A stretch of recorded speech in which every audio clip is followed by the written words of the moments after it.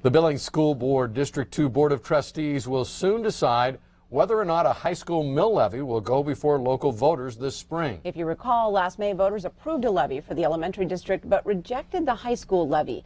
Q2's Samantha Harrelson is standing by now with details on the decisions ahead. Sammy. Jay and Janelle, today 2 board members decided to advance talks about a new levy to a full meeting of the board. It's there that they will decide whether or not to put the levy out to voters. While they are still unsure of exactly what the levy will cost at this point, Superintendent Terry Bauk says it's critical to the success of our high school students.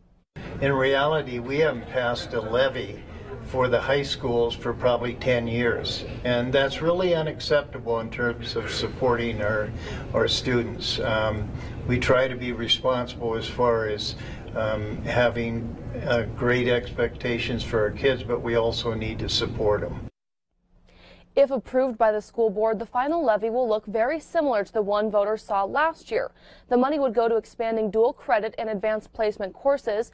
The hope would be to decrease class sizes, which Bauk says are very high, especially in those core classes like science and English. SD2 also says money would go to much-needed textbooks for students, which can cost over $1 million.